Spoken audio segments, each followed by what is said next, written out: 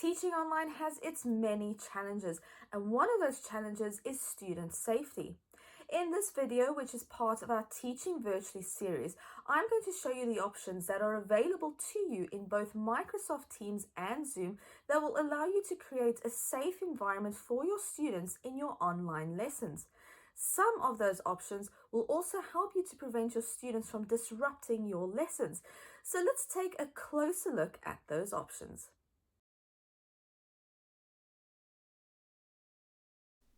Let's have a look at options that you can set up before your lesson in Microsoft Teams. Here we have scheduled a maths lesson with some students. To change some of the options for the meeting, click on the meeting and then click on Edit. In the window that pops up, click on Meeting Options, which you'll find at the top of your screen. The meeting options will open up inside a web browser. So let's take a look at some of the options you might want to change for your online lesson. To ensure that all people who try to join your Teams meeting are sent into a waiting room or lobby, you will need to change the Who Can Bypass the Lobby setting. The advantage of having a lobby is that no one can join a session until you admit them. You'll be able to see who's waiting in the lobby, and if there is a name that you don't recognize, you can prevent that person from entering your session. To change this option, click on the arrow and a drop-down menu will appear. If you are using an account set up by your school, then stick with the people in your organization setting or change it to Only Me. I would also recommend using Only Me if you are using a personal Teams account.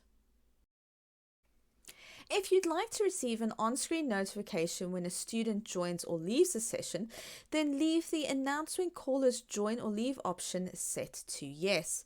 However, if you don't want to receive any notifications, then simply toggle it to No. An option that you will definitely want to change in your meeting is the Who Can Present option. By default, it is set to everyone, and you will want to change this before you have your online lesson. When the option is set to everyone, your students would be able to share their screens, and they can also change the settings which would prevent students from unmuting their microphones. To change this, click on the arrow and a drop-down menu will appear.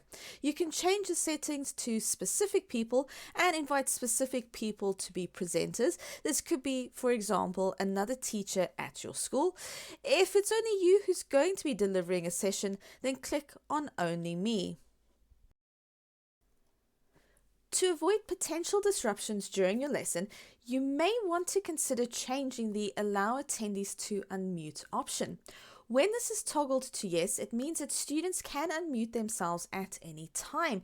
So if you prefer for this not to happen, then simply toggle it to No. The next option to consider is the Allow Meeting Chat option.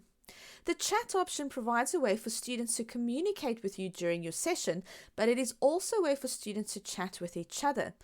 Now, that could potentially cause problems during your online lesson because students may become too involved in the chat and not pay attention to your lesson. By default, it is set to enabled, but you can change this by clicking on the down arrow and a couple of options will pop up. If you select disabled, then the entire chat function will be disabled. What this means is that your students won't be able to send any messages to you, but it also means that you will not be able to send any messages to your students. There is an in-meeting only option, which means that chat can only take place during that meeting. So have a think about this when you're setting your meeting up.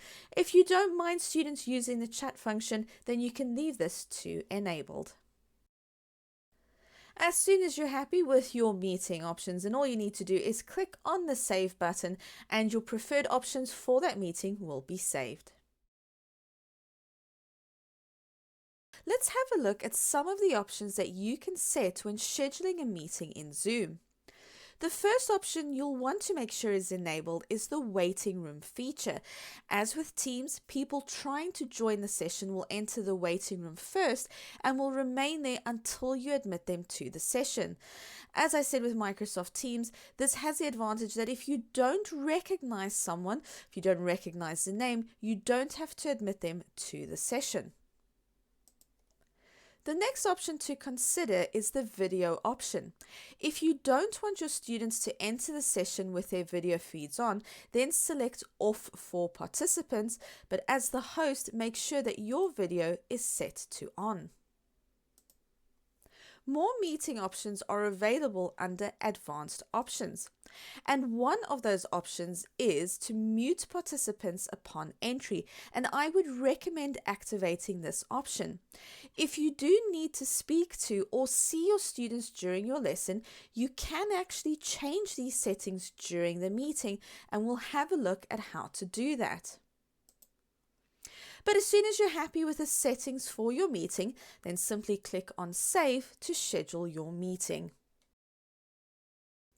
Once you've started your Zoom meeting, there are some options that you can change before you admit your students. To do that, click on the security icon and you'll see a menu will pop up with different options. If you don't want your students to be able to start their videos or to be able to unmute themselves, then click on the two options, Start Video and Unmute Themselves.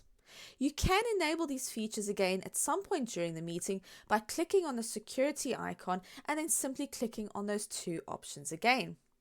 There is another option in this menu which relates to the chat function. Now, with the chat function enabled, it means that you as host can send messages to everyone, but also by default, your students can also not only chat with you, but with everyone else. If you don't want the chat function enabled in your meeting, then you can uncheck that icon. But if you do want the chat function enabled, but you only want your students to be able to chat with you, well, let's see how you can change that. Simply click on the chat icon and in the window that pops up, go to the three dots, click on them, and there you can change who your participants can chat with. As you can see, the default is for them to chat with everyone, but if you'd prefer for them to only be able to chat with you, then select the host only option. After you have admitted your students to the lesson and once the lesson is underway, there is an additional safety feature in Zoom to consider using, and that is the option to lock the meeting. To do that, click on the security icon and then select Lock Meeting. A message will pop up on screen showing you that the meeting has been locked and that no one else can join. If you need to undo this, it's simple enough to do. Click on the security icon, click on Lock Meeting, and a message will pop up saying that you have unlocked the meeting and new participants can join. Do you have any tips or advice that you'd like to share with other educators? If so, leave it in the comments below. For more information about our online programming or our free educational resources, follow the links in the video description.